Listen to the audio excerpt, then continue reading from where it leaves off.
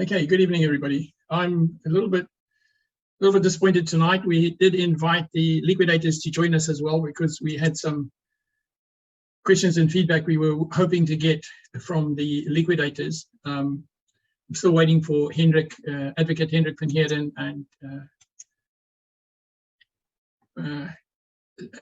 Solicitor Ian Ellis to join us as well this evening. I think what we'll do just while we're waiting for them, has anybody specific got a question they'd like to ask? Is there anybody in the panel, Louis, or anybody who'd like to ask something? I don't want to ask anything at the moment. I will most probably come in a little bit later. Okay, all right, okay. Anton, have you got anything on your mind that you'd just like to ask while we wait for Advocate van Staden to join us? Hi, Chris. No, nothing at this stage. Thank you. Okay, all right. So why don't we have a have somebody on the outside? Have we got some hands up anywhere? Does anyone want to throw a question at us, and we'll start with that. So we're here just while we're waiting for other people to join us right now. Yolanda, if you could maybe just find out if Advocate van Staden is having problems, if he needs a link or anything, and also Ian Ellis. Please. Yes, I'll do that now. Thank you. Okay, so shall we ask Sonia van Rooyen? This is just, sorry guys, I'm just going down there. I'm just looking at who there is there. So maybe we can ask, see if Sonia, you're allowed, you've been given permission to talk. How can we help you? Sonia, if you unmute your microphone, you'd be able to talk. Sonia, you have your hand up? Sonia doesn't want to say anything.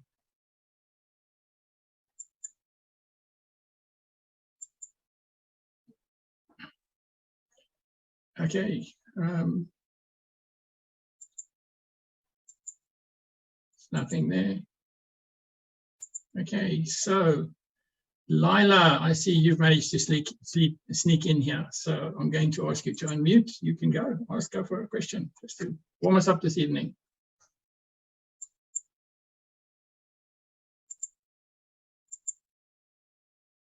Lila, you can unmute your mic if you want. Nope. Can we ask Willem Strydom? You have your hand up, Willem. I'll send him a link now. I sent him a link to his email. I'll do it now. Willem, are you having problems unmuting yourself? I can't see. I've asked you to unmute. You just have to unmute your mic, Willem. Chris, can't you maybe unmute him? No, I can't do it. I have to ask him, and then he gives permission, and then he unmutes himself. Yeah. So I'm sending him an unmute message, but it doesn't seem to be working for some reason. All right, so let us. I've just got to get a link out to Advocate van Staden. Louis, maybe you would like to just take this for a little bit. I'm sorry about this, guys. We've got a lot of ground to cover tonight, but I must just Advocate van Staden seems to have a problem with his link at the moment, so I'm just going to take care of that quickly. Okay. Thank you, Chris. I've seen over the last week or so, and even tonight, there are some people who are saying that the COGS system isn't working, and that they've got a lot of questions about the COGS system. So, firstly, I would like to say that the people who have joined up through the payment gateway, they are already registered on the COGS system, and once you register, you will receive a mail with a link where you can click. And this is now very important, everybody, please. That link takes you to your personal landing page. It's your page where you can verify that the information that we've captured on the COGS system is correct. So in the letter you will see we ask you to verify your name, surname, especially, and then your mobile number. Now let's just stand there for a while. Please, when you put in your mobile number, put it in the international format. So for instance, I know if you're from the UK, Yolanda, you can just maybe verify. You start with +44 Correct. Okay, so please go to that landing page and make sure that your mobile number is captured correctly in the international format. For South Africa, it's +27, and you can put +27 and then 08 whatever or 07 whatever your number is. So please go to that, click on the link, and then go to your personal profile and go and correct all your information. Very important, your unique identifying number. I think the field will say ID / national security number or whatever you guys use in the countries where you stay. But for this exercise, we are asking you to list your unique MTI number. Only if you don't have your unique MTI number, then you can put in any other unique identifying number. But please, people, it's very, very important that you remember which number you have used. If you have used the unique MTI number, that's fine, but just remember that you have used it, because all further actions on the COGS phone apps is going to require of you to gain access to your documentation and everything. You're going to have to remember that number.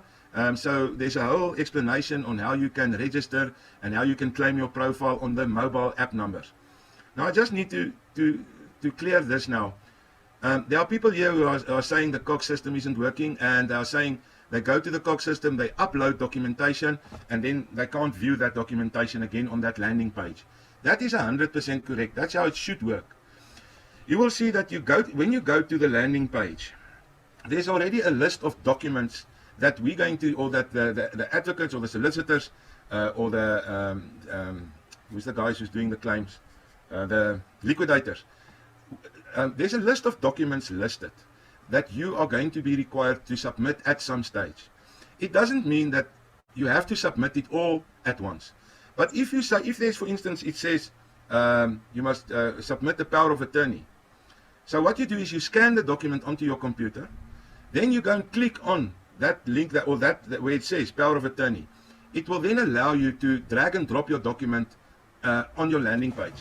But after you have submitted your power of attorney, for instance, that document will not appear on your landing page again, because it means you have submitted the document and it has already been drawn into the COGS system. You will not be able to view documents from the landing page. So sorry for the people who have not, who don't know exactly what we're talking about, but this is just for those who have joined. You will not be able to view your documentation from the landing page. You will, however, be able to view all documentation that you have submitted through that page via your mobile app. So we have posted 2 videos, short videos. Chris, that's available on the website, if I'm correct. So if you guys want to see how you access your documentation going forward, the documentation that you have submitted through the landing page, you will be able to view that documentation only from your phone apps, or from the apps, the mobile apps. And you will also be able to communicate with the relevant people that has been assigned to take your queries and questions via the mobile app. So very important, people, please go and look at those videos. It's 2 very short videos. That's a tutorial on how to view your documentation and how to communicate through the COGS system. I can tell you now that if you say the COGS system is not working, that's highly unlikely. We've tested it. We keep on testing it on a daily basis. But if you are experiencing really the whole time a problem that you can't get into your landing page, or whatever your problem is, that you can't claim your profile on the mobile app, you are welcome to then send us a mail. Chris will then just tell us maybe where they should send that specific mail to. Yeah, I think the best place would be to send it to COGS, COGS, at GetaQuid.com, because that's the back end. That's where the back end things, or you can raise a ticket and we'll deal with it through the ticketing system. But the best place, if anybody is stuck, they've signed on, they remember, they've paid £1, whatever, they can send their inquiries directly to COGS, COGS, at GetaQuid.com. And then that goes to the back end, and then the relevant people will take care of that. So if you don't have a mobile, if you don't know what to do, you're really stuck, send it to COGS, COGS@GetaQuid.com. That's really easy, COGS@GetaQuid.com. I think an important thing here, just to bring it, there's something that's come up that's really important to understand. First of all, this COGS system is not new. It's not created yesterday. It has been, Louis, you've been running this system for security companies, solicitors firms, and all sorts of other people. For how long have you been running this system now? How many years? Oh, well, we've been busy with the system for close to 9 years now. 9 years. So this is not new. This is a system that has been running for 9 years. So it is very, very, very well tested and tried.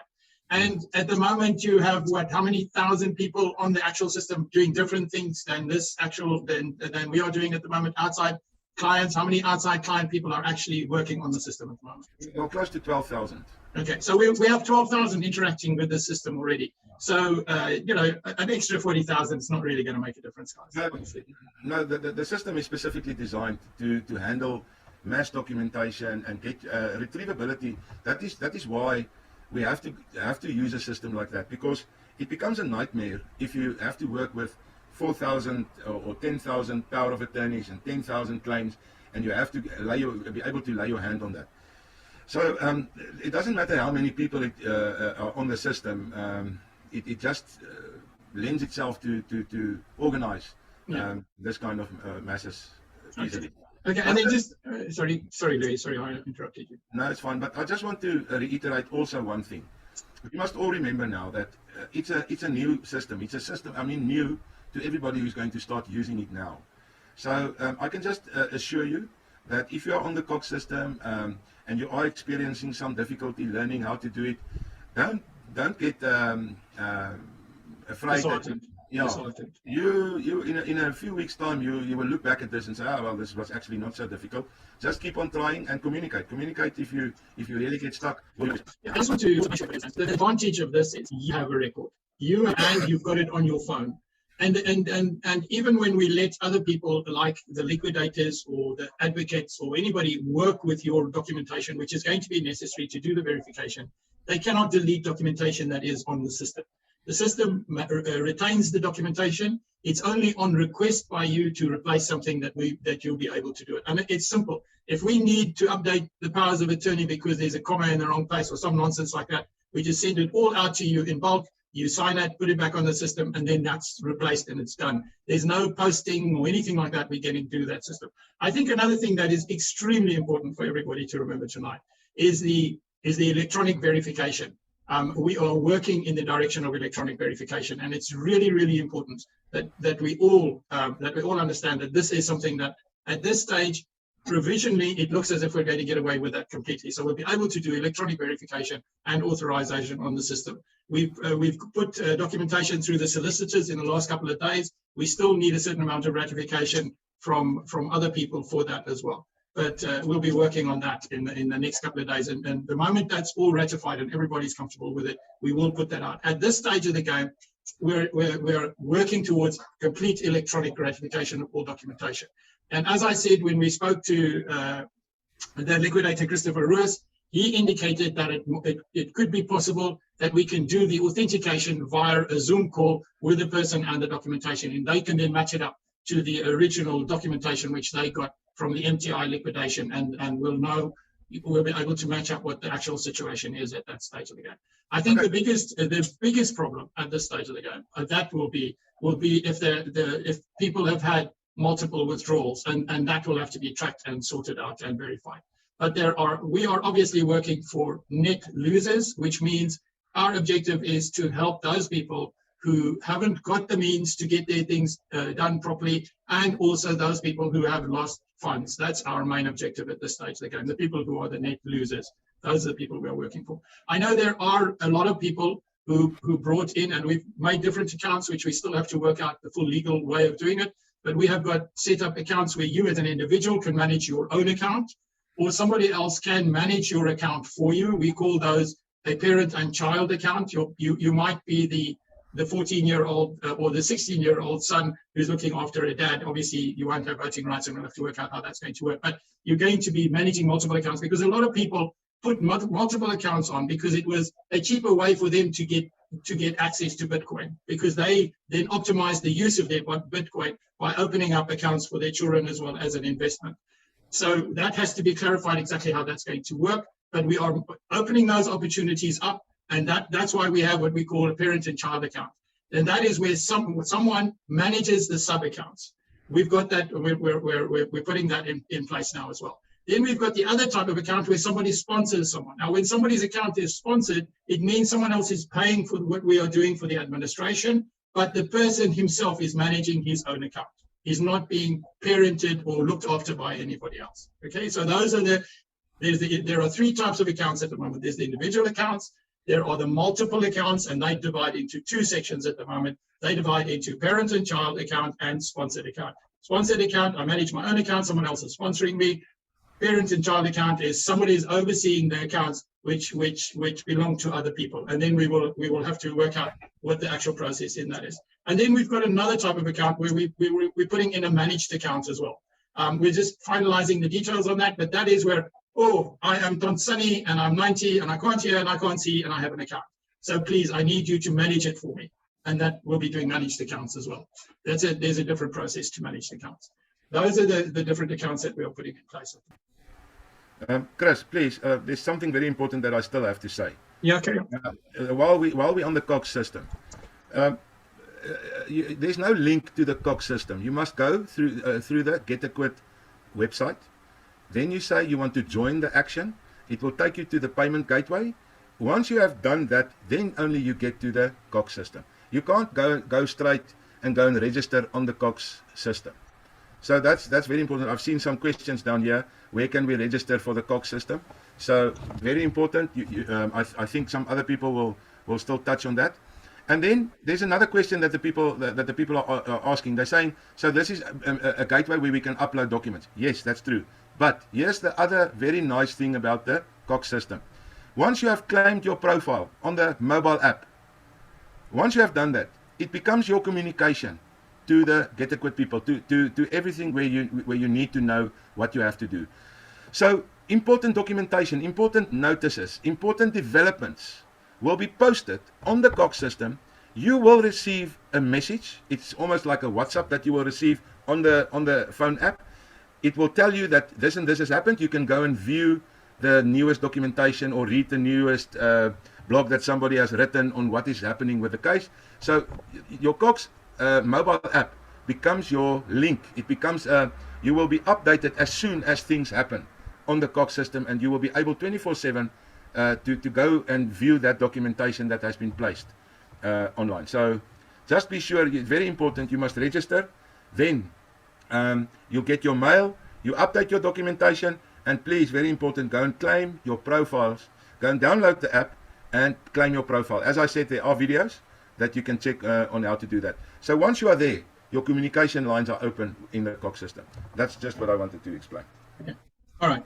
I want to tell you guys, we'll probably ask Louis again to do, where we will just do questions, any questions, answers, or problems you're having with the system. We'll go through that in a separate video. Tonight was just to sort of deal with a couple of questions that we had there, and we will probably deal with any more that come up later this evening. Okay, I think what I'd like to do now is I'm going to start going through the questions. I see that we invited all the liquidators to this evening. Christopher Riss was going to join us. Unfortunately, he had a medical emergency which he had to take care of and is unable to join us. He had asked Jacqueline Barnard to join us tonight. I see she hasn't been able to do it. Herman Bester excused himself. He was interested in coming, but apparently he has got another function he had to attend. So all the liquidators were invited to this meeting to bring their point and also to come and talk to us. Advocate Hendrik, do you have any comments on that at this moment? Good evening, Chris, and good evening to everyone. I'm at least very happy that the liquidators are willing to engage, as there's been a lot of questions raised by the investors. And it's positive that they are willing to engage on aspects which is very important.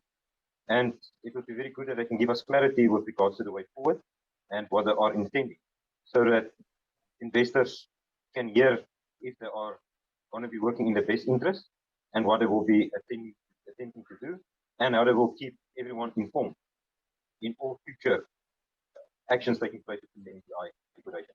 Yeah. Okay, I think just to review what we've had over the last couple of days. I don't know whether we should go through the questions which we had put to the liquidators at this stage, whether it's worth just reading through those and then ask them if they will respond to those to us formally on these questions so that we can publish their response.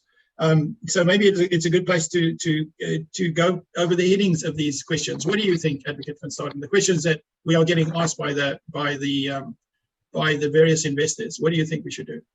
Yes, Chris, I think it will be right if we can go over the questions. Okay. And just emphasize that it has been sent to the liquidators. Okay. And we're not going to preempt any answers from them. Okay. And once they are ready to engage, as they indicated that they will in future, it will be good to offer them the opportunity to respond to the questions that are posed, because it's all legitimate questions that investors do have. Okay. All right. So I'll just read through them, and then I will formally publish them on the website once we think, but I'll just read through them. Okay, so what are the basic responsibilities of a liquidator? We need to understand exactly what the basic responsibilities are. Is there a code of practice or standard guidance used by liquidators? I won't preempt what I think, but yes. Why is it necessary to have the Ameritrading International Investment Scheme declared a Ponzi? Because this is what they are driving towards at the moment. If you go and have a look at what happened, there's an article that came out by MTI Liquidators. The heading was MTI Liquidators slam members trying to stop it from being declared a pyramid scheme. Well, if this is declared a pyramid scheme, the problem that we have and that we foresee is it opens up a mirage of problems for us as investors. And it's not necessary, it isn't, as far as we're concerned, that type of scheme, and it wasn't built as that process. But that's an argument, or maybe we should dwell a little bit on that, Advocate Hendrik van Staden, because the article which was published, the propaganda put out at the time, was to support this, to support the fact that they want to declare it as that, and we are saying it isn't that. And there are various reasons for that. I don't want to go into the legal side, but I think it's important that maybe you should just again tell people very clearly why we are opposing that type of declaration. Well, firstly, the Insolvency Act do give the liquidators the necessary powers to recuperate funds that was paid to people that were not supposed to receive it, or to reclaim assets that was wrongfully given to other people. However, if one takes the prayers that are asking for in the current Ponzi or irregular business scheme application, it gives them far-reaching powers that they can actually ask the people who received funds from MTI to repay it, even though the person is a net asset or net equity loser, which is very concerning, as many people that put most of their life savings into MTI and they just won't be in the position to repay it. If the motion had other prayers that people who were net winners were the only ones targeted, it would have had a different outcome. And the big problem in South Africa is that that prayers appear to be in the same line as the prayers that was in the Creon, which used to be the biggest scheme in South Africa previously. And in that case, the people had to repay the funds they received before they could put in a claim. So it's very concerning that the possibility do exist that members who put in more than which they withdrew can be asked to repay funds. And that is the one reason why I am very concerned with regards to the Ponzi application, as myself and many other people don't want to see this becoming a second Creon. And that's why I am very encouraged by the fact that the liquidators are willing to engage, and they should not see the investors as a threat to them, but rather see that they are working for the investors, and especially the people that invested more than which they withdrew, Chris. Okay, I think the basic thing which we discussed this morning as well comes out here. First of all, that the current liquidators have more than sufficient powers to acquire the assets that they need to be able to repay the investors.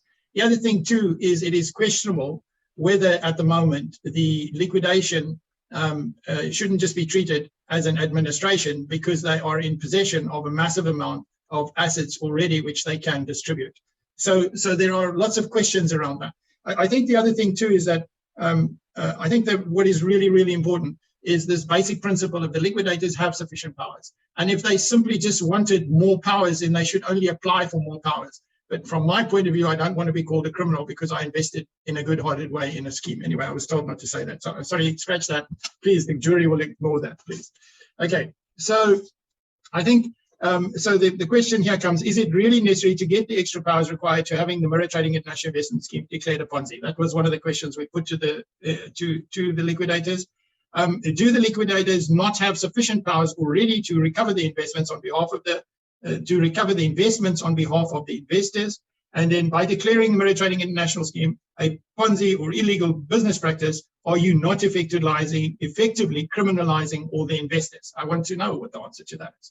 Then the other thing is, the other thing too is we don't seem to be able to get a declaration of how much has been totally recovered. There's another 8,000 that still was declared. We had found 8,000 Bitcoin that has been actually said, but we can't get the liquidators to say, well, the pot we have is 42 inches wide and 36 inches deep or whatever. Am I correct in that, Advocate van Staden? Is that a question at the moment? Yes, it is a question, and I saw answer, and I understand that's what was said by one of the liquidators to me, that they made a mistake by announcing that 8,000 Bitcoin was traced and that it indeed belonged to MTI. So it means that they flashed that information preemptively prior to it being confirmed. So yes, and that's why I would be happy if the liquidators can give the investors just clear answers like that, so that they are totally on par what's happening. And I'm sure then it will be in the best interest of the investors. The communication channel is open, clear, concise, and applicable answers are given, so that the investors can start trusting the liquidators. Because I know there's a lot of mistrust and doubt with regards to some of the liquidators.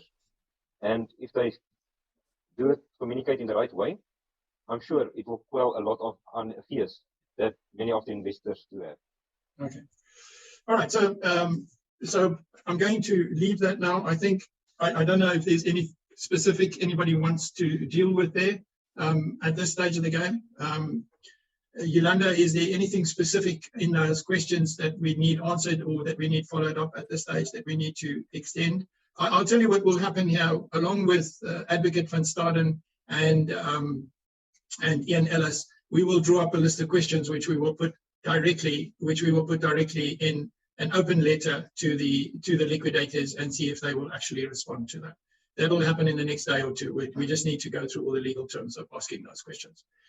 Is there anything else around this, Yolanda? Yes. One of the questions was, Advocate van Staden didn't explain why you say it is not a Ponzi, only what the impact can be. So I have answered the question, but I think it would be better if Advocate van Staden, I know he's done that on a previous webinar as well, if you can just reiterate why this is not a Ponzi scheme.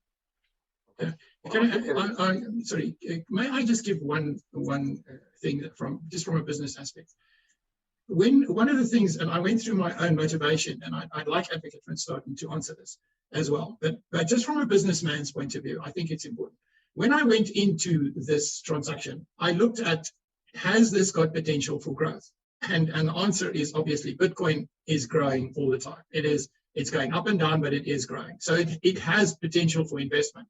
And I've done international stock trading since 1980. So I know how to trade the ups and I know how to trade the downs. So for me, it's a trading situation. It's not a static asset. I'm not buying into a static asset, which has going to be pieces of the static assets are going to be cut off to pay other people. Now, if you turn around and you look at just Amazon, at the moment you can go onto Amazon and you can sell other people's products and you can get commission from that. Now, if you're getting commission from selling other people's products on Amazon, and why is that not a Ponzi scheme?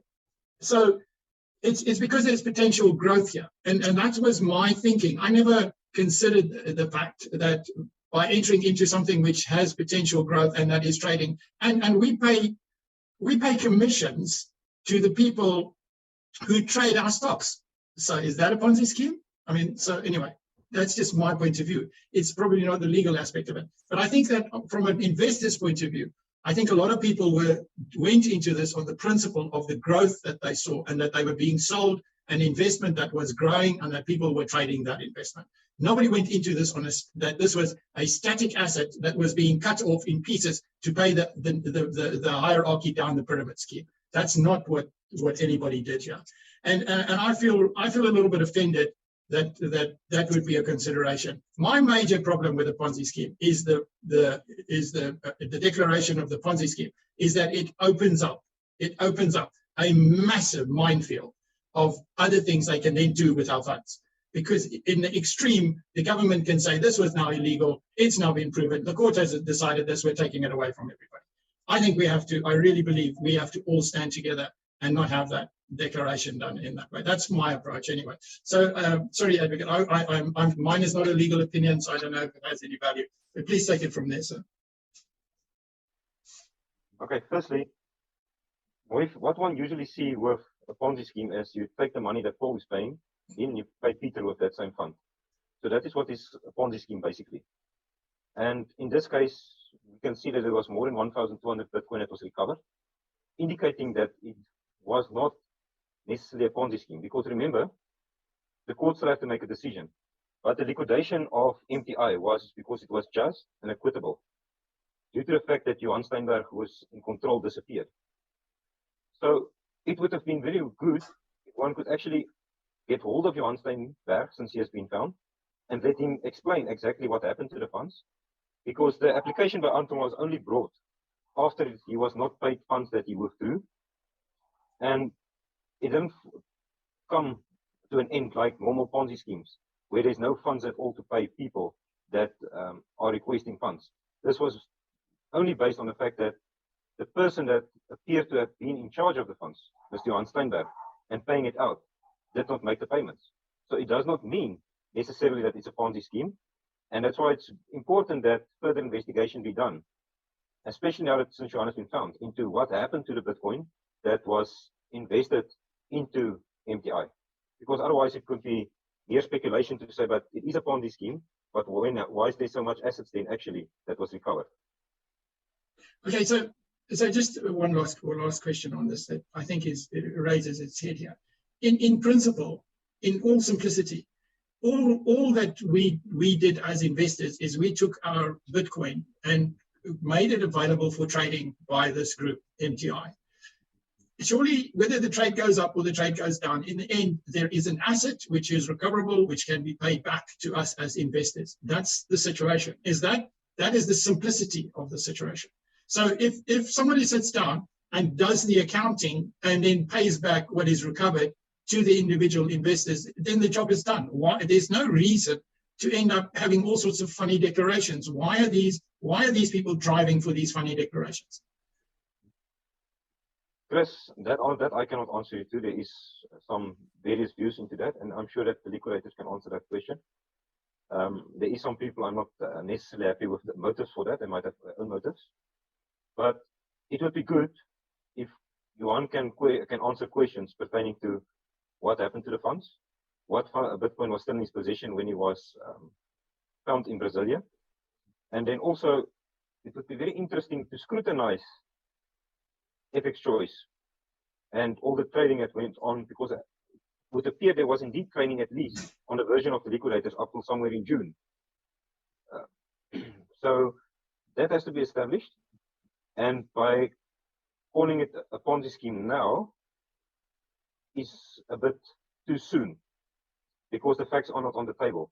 And the fact that funds were frozen and it was handed over to the liquidators do not necessarily prove that it was a Ponzi scheme indeed. And even if trading did take place, and it was also, according to the version from one of the liquidators, that there was losses that was taking place instead of the gains that was claimed by MTI, it does not necessarily make it illegal if a company do make losses. However, if losses are not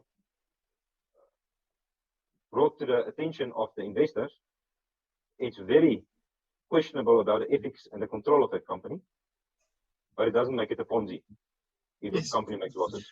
I think that's the important thing, is that it wasn't a static asset. That, to me, that's the issue. If it was a static asset that was being cut up to pay the people who brought you into it, it's a problem. But here, the commissions were coming ostensibly from growth, and the potential for growth of those Bitcoin is still there today, because as long as the asset is held in the form of Bitcoin, then the market can grow, and we know we are at risk that it can fall as well. It can go both ways. But that's the essence of being part of the trading a trading situation to me. Anyway, thank you. Is there, Yolanda, is that, are you satisfied that that has been answered sufficiently at this stage? Is there anything else that's come up on that? Yes, but it's again a repeat of previous questions. So a lot of people say if it's declared a Ponzi scheme, share remarks and straight on will be held to task, and they will have to refund the funds. No, but maybe I'm being wrong here, but nobody is saying that they will not have to repay those funds anyway in the normal course of things. The other thing too is that when this is settled out, if they were had done anything illegal in terms of the whole of this MTI thing, then they can still be pursued in the normal course of the law. Am I correct, Advocate van Staden? Yes, you're 100% correct. And that's why it's very important that the liquidators do uncover all the facts. They find all the assets, all the treasure wallets or cold storage wallets that could have been in possession of Yuan, and then they make a determination from the facts that are before them. And it's in the best interest that all assets be recovered and all avenues be investigated as to what transpired. I know there's a lot of people also very concerned because they invested Bitcoin in MTI, but then reinvested that funds again for a mother or a daughter or a son or a father. And that is something that we still need to clarify with the liquidators, because if that person did not withdraw that Bitcoin for usage or converted it to fiat currency through the blockchain, and then is that person really a net winner? So that's all things that still need to be sorted out. And as it was said correctly at the second meeting of creditors, that this is a new case in South Africa, and that's why it's important that we assist the liquidators and make the challenges that is being experienced by the investors known to them, so that we can assist all the investors in making sure that everything is done in a fair and just way, in the best interest of justice. Yeah, I think just as a point of concern here from an investor's point of view, it is extremely, extremely concerning that the liquidators are, first of all, at the second creditors meeting, didn't have a single investor listed as a creditor. They had one creditor who was a real creditor, invoiced creditor, but other than that, they had no investors listed as creditors.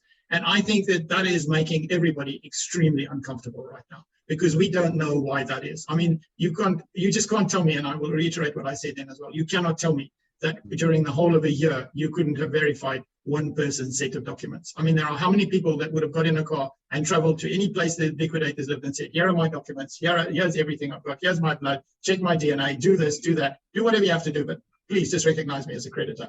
And I know that everybody that we are dealing with are saying the same thing. I sent my stuff to the liquidators, I haven't got any reply back, what do I do now? And we're all sitting in the same boat, we're all in that boat right now. What are we going to do moving forward? We need to do this together. I think we have to do this together as a class action. That's what I'm promoting at the moment. The liquidators are talking to us. I think that's the positive thing. Sorry, sir. Yeah. Any concerning, Chris? Yes, and we did make it clear. And as we last Zoom meeting we had with Christopher, he also mentioned some things that was very disturbing to him. And I see there's a lot of questions that's being asked. Am I working for the liquidators? I'm not working for. I just want to make it clear. I'm not working for the liquidators.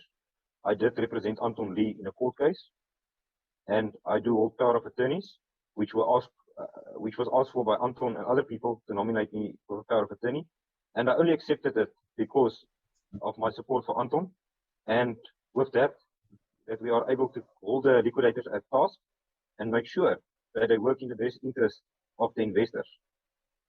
You know, as many of you know, there's a lot of challenges in the liquidation fraternity in South Africa. And liquidators are not viewed per se as being always honest and open and clear. So that's why it's very important that we communicate with them so that they can tell us exactly what's happening. Because the idea is not to fight with them, but to see how we can work in the best interest of everyone that invested in MTI so that their rights can be protected. Thank you, Chris. Okay. All right. Yolanda, do you want to highlight anything else from that at this stage?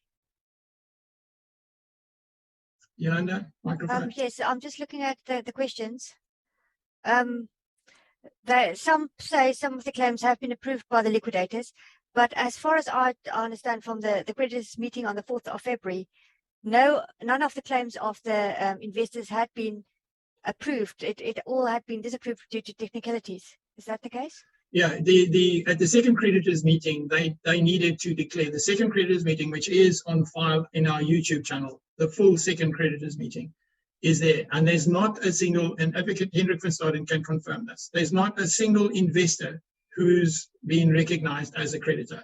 Hendrik van Staden, they might have said, yes, your documents look good, but that's the sad thing. Your documents look good, but nobody submitted your documents that you are a creditor, because they're playing some game here that we're not quite sure of at the moment. Am I correct, Advocate van Staden? Guys, may I say something, please? Yeah, sure, go ahead. On this topic that you are now, I want to just explain to the people as well with that specific question. My claim form was done by the liquidators. I verified it. They have done my claim form to see how it's going to work and how they're going to work it out. Rian van Rooyen from Invest Trust approved my claim with the lady at the offices working with the claim. So they have done my whole claim form, and even my claim form. I'm eligible to claim. MTI owes me money. Even my claim form that they have done and approved was rejected by the court. Okay. All right. Does that answer that question sufficiently? Advocate van Staden, do you want to add anything to that, sir? Hendrik? Yes, Chris?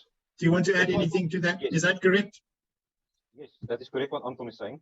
And also, it would appear that one of the databases that was released by the liquidators did also not confirm to the database that they used to do his initial claim. There is a lot of concerns about that. Also see there's a lot of concerns with regards to people that nominated the liquidators during the beginning of 2020 for purposes of voting. And there's people asking if their claims will be accepted or rejected. So that's why it's very important that we get the liquidators to come and answer this very burning issues. Because if these burning issues are not answered, it creates a void and it leaves the actions of the liquidators questionable, and it also diminishes the trust that the investors do have in the liquidators. Okay.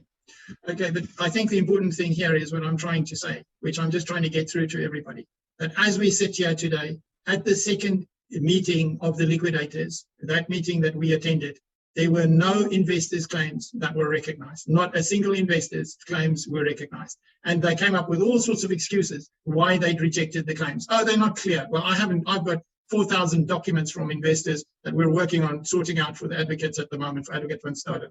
And we haven't come across a single one of those documents that were not clear. So there's all sorts of nonsense going on here, which just does not make sense right now. Okay, Advocate van Staden, do you have anything else to say on that, Hendrik? I know you've got a pressing issue in 5 minutes' time. You can wrap up, sir, if you like, at this stage of the game. I don't know, Yolanda, is there anything else on that issue, sir? No, not at the moment. There's claim. There are questions on where to get the claims forms, but what Christopher Roos said last time we spoke to him on the webinar was that the liquidators will submit or provide us with a format of the claim form so that it's 100% correct. And that is also what the master instructed them to do at the creditors meeting, to have procedure in place so that the correct procedure will be made available to the investors. And basically what we'll do, we will ensure that the forms are available on the COGS website the moment the liquidators notify us of exactly what is required to ensure that the forms are correctly completed and submitted. Isn't that correct? Yes. This is correct. Okay. Is there anything else, Advocate van Staden? No, there's nothing from my side, but thank you very much. And we hope to see the liquidators soon and we get some clarity on burning issues. Thank you very much, Chris, and Okay. everyone have a best day. Unfortunately, I've got some things to attend to. Thank you, sir. Thank you for attending this evening. Really appreciate your time. Thank you, sir. Okay. All right. So, shall we carry on a little bit? Just one or two questions, Yolanda. Is there anything specific amongst the questions? I've got one of the things I wanted to deal with this evening is I'm getting a lot of emails from people saying I've uploaded my documents to the liquidators. I've sent my documents to liquidators. I've done this. I've done that. Okay. I just want to say to you guys, what we are trying to do is to create order in the chaos right now. That's for us is the most important thing, because then we can present that order to the master of the corp and we can present it to the liquidators. The more people who sign up, load up their documents, the more you support us, the easier it is. And I also just want to reiterate this. at the moment, the best thing is sign up. We will be going through the documentation. And one of the things that we will do is we'll say, okay, that document of yours, maybe that one document of yours is not good enough. We need that replaced. And you can then download it, print it off, take a photograph and upload it onto your profile. So we'll be able to manage that on your profiles, your own profiles, and you will be just adding what is necessary for clarification purposes. Louis, I see you have your hand up. Did you want to say something? Louis? Yes, thank you, Chris. There's still some confusion. Please, you will only get to the COGS system once you have registered. That is, you can't get to the COGS system otherwise. And you will be able to upload your documents. And I just need to correct something. You won't go to the COGS website. We are going to publish the documents that you need, all the correct documents, all the instructions, everything will be published on the COGS system. And you will be able to access all of that through your phone. That is the most important. So you won't go to the COGS website to be able to do this. You register on the GetaQuid website. After that, you will be registered automatically on the COGS system. You will receive your landing page. And from there, we can start communicating through the COGS system with you. Okay. I think I'd just like to reiterate that so that I'm sure I understand that 100% as well. So what I have to do is I have to go to the GetaQuid website where it says register, and you register. And I pay my fees. I choose which option I want. I pay my fees. I register.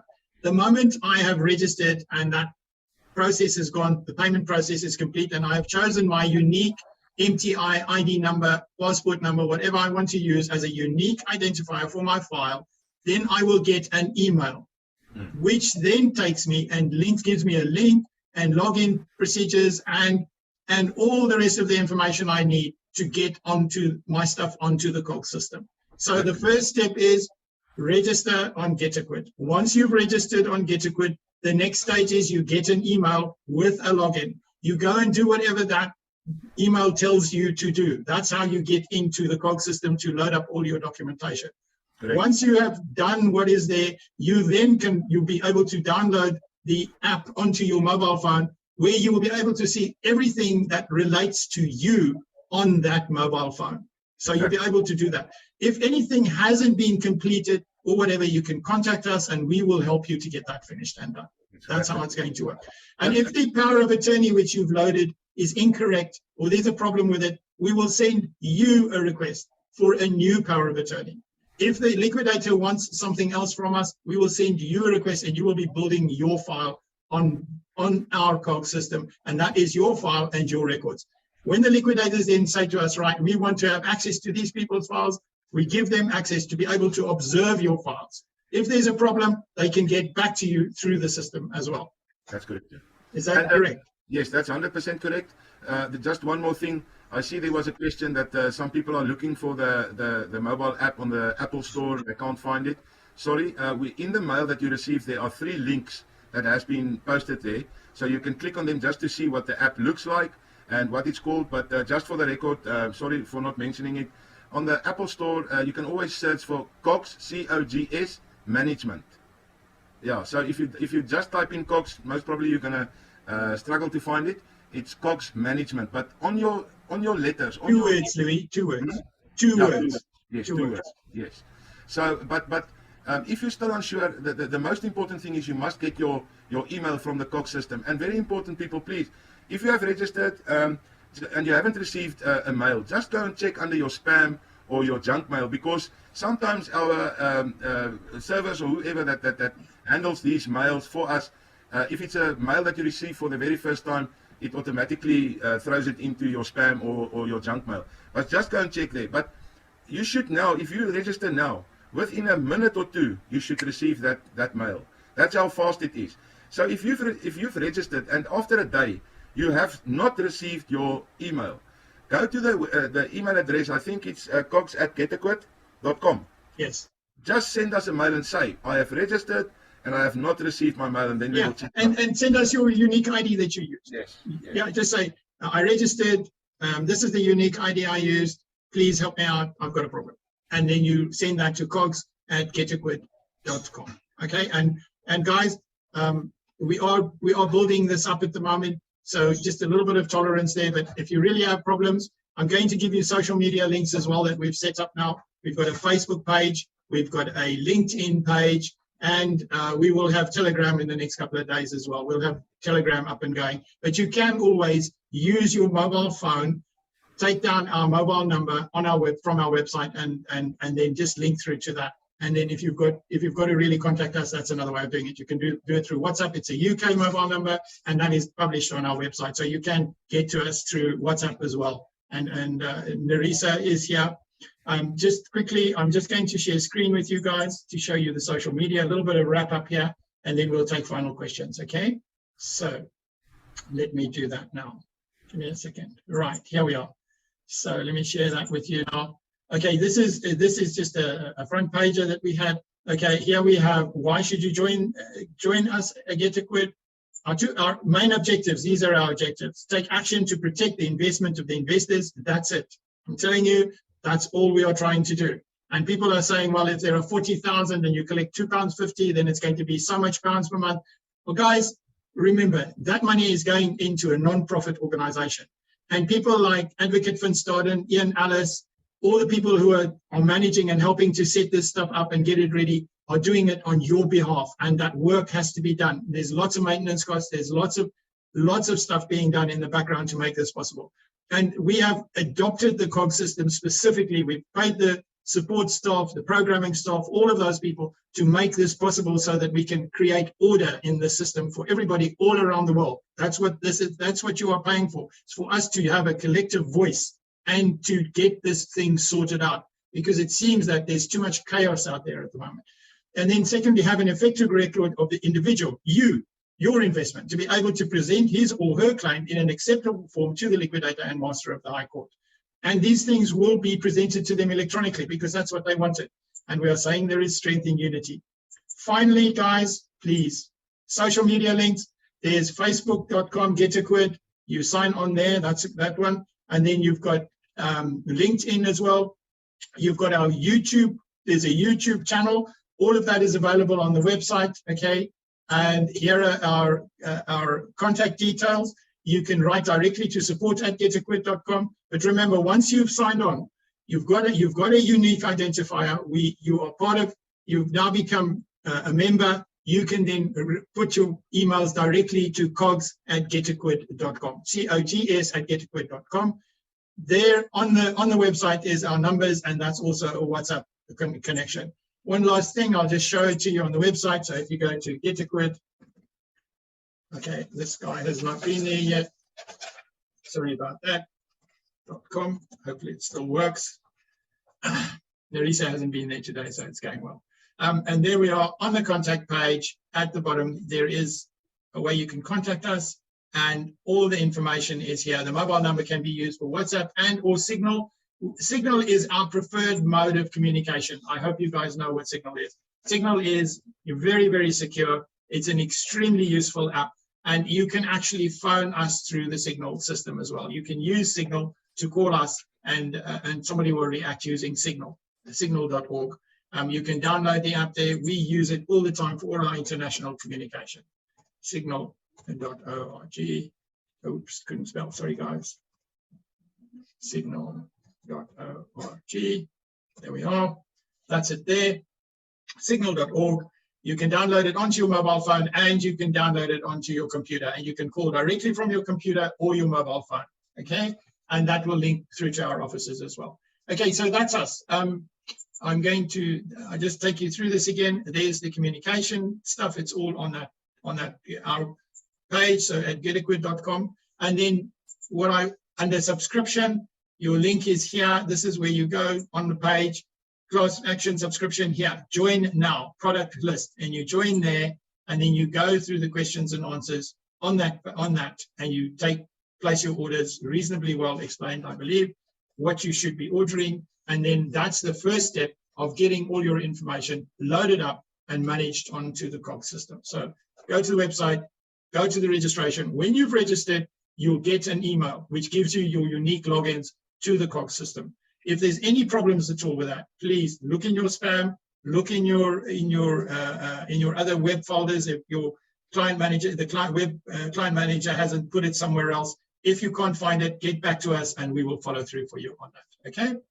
All right. And once you've registered, use the email cogs@GetaQuid.com. And if you use that email, please put in your unique identifier, because when you press here for your order, when you press your order here, it actually asks you, please submit your unique identifier. It is part of the questionnaire on the system. Okay. So once you go through this, it'll ask you for your unique identifier. And then there it's telling me I haven't put in my unique identifier. And that should be your MTI number first. It's not your MTI number. You might not have that.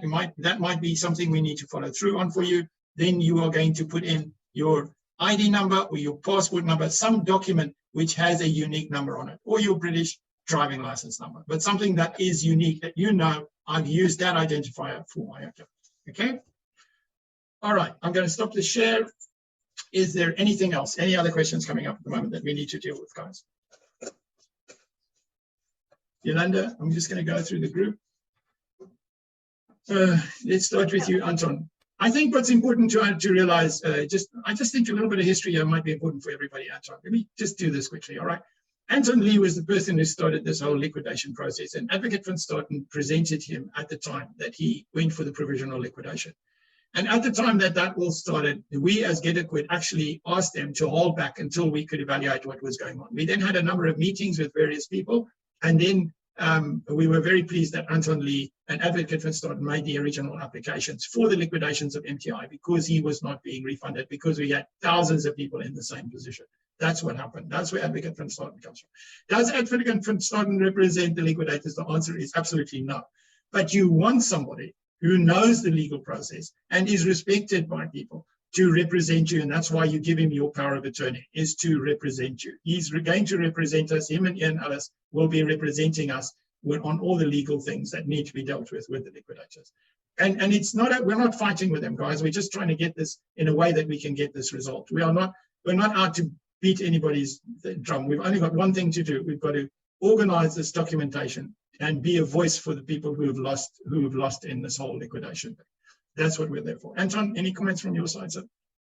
No, not at this stage, thanks. Okay. Louis, have you got anything else? Are you okay? Yes, no, I'm okay. I don't think I need anything else at this moment. Did I manage to explain that process sufficiently? Do you think I left anything out?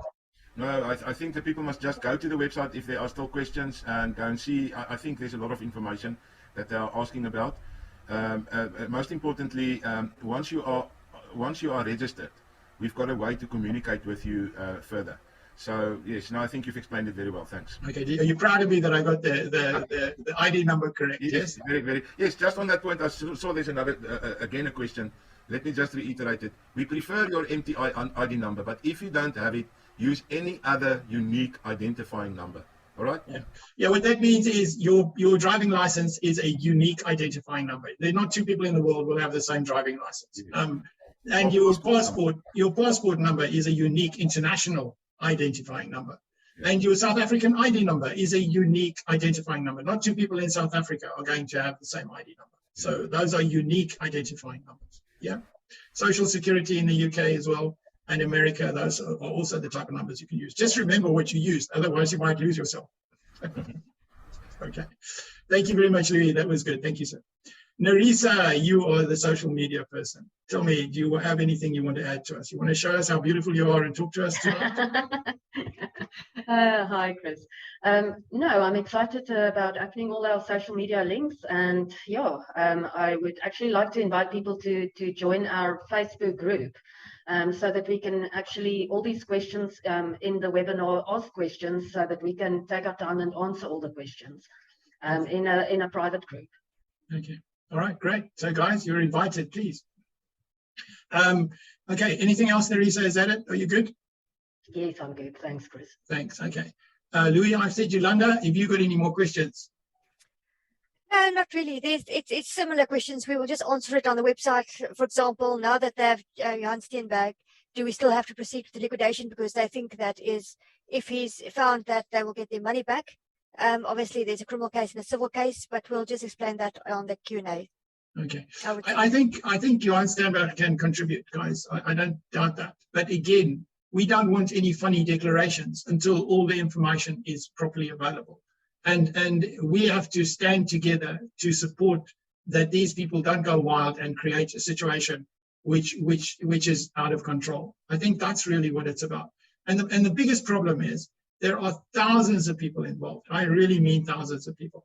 I just want to give you an example. Over the last 3 weeks, our website, 2 months ago, nothing was happening. And I mean like in 100 visits a month, because we weren't really doing much. We weren't doing much until this whole thing started to create problems. And people came back to me and said, please, can we try and administer and organize something? But in the last week, we've had 50,000 people come to that website. So there are a lot of investors out there. And if we can be a voice that is trying to get a proper solution for the investor, I mean, we are only there for the investor. That you can challenge me on that anytime. We are there for the investor. If declaring this, having this declared as a Ponzi scheme is to the advantage of the investor, then why not? Why should we oppose it? But I can't see it. And Advocate van Staden doesn't see it. And I take it from a legal point of view. I believe he knows what he's doing. He's been around these things and involved in them. He knows what happens. Therefore, we must support him, because I'm sure that he doesn't care what it's called, as long as the money comes out for the investor, because that's what he's trying to do. But we've got to, yes, I agree, but we've got to get our house in order so that we can stand together and we can be a voice. That's what I'm looking at. That's what we are trying to achieve here. And we are really only interested in the net losers. Look, I think there are a lot of people who got more money out of it than they put into it. And those people are talking to us as well. They are saying, listen, I've got a lot of my family involved. I want to help them. Fine, go on there, sponsor them, get them going. Do that. Help them get their investments back. That's what we've got to do for everybody. Tansani, Mpiti, Yanni, all of you guys, okay?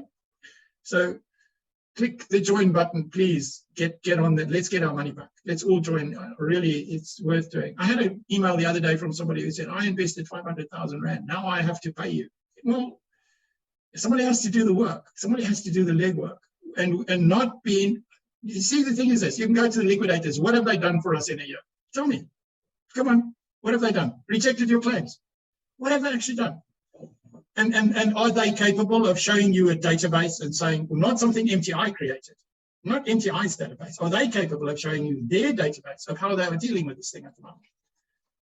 I question that, because I think we'd be a long way down the road if they actually had that in order. But that's just me. Okay? I'm saying I have to see both sides of the story. Yeah, I do need to see both sides of the story. But if you've had a year to sort this out, why is it not sorted out? Why aren't we in a much better place right now? Why was that second creditors meeting such a complete shambles? It's disgusting. You know, I see a question here. What will happen? I'm just going to follow through on that quickly. What will happen? What will happen if we don't join? Well, my approach is it's important for all of us to join where it's possible, because by joining, you're supporting other people. By not joining, you're not participating, and your voice is individual. And really, we've set this up so that the individual investor doesn't have to spend thousands of Rand, pounds, or dollars to go to a solicitor's firm to represent him. That's why we're doing this as a class action. And if you go back in the history of the United States, class actions are much more successful than any other form of legal entity. And where people get together, and that's the sad thing about South Africa. South Africa struggles to get people together under one roof saying the same thing. Oh, it's the same all over the world, I guess. Okay. All right, guys. Good night, everybody. Thank you for tolerating us this evening. I'm really, really disappointed that the liquidators couldn't make it tonight. We did do everything in our power, and they were going to come. I'm sure something really serious stopped them coming. All right. So that's it this evening. I think what we'll do is we'll review the questions tonight and have a look if there is a reason to open a open discussion for the members in a day or two, possibly Thursday evening. Tomorrow is Wednesday evening, possibly Thursday evening, but we'll let you know tomorrow. We will publish on the website and send out an email to everybody who is registered if we're going to have a members meeting on Thursday evening. We did discuss it. Louis, I don't know, would you be available for that? Will Thursday work for you? Because you'll be the main man on that, because you'll be answering questions. Yes, I'll be available. All right. Okay. So provisionally, we'll confirm this tomorrow after we've had our discussions during the day. Okay. All right, guys. Thank you very much. Thank you. Good night.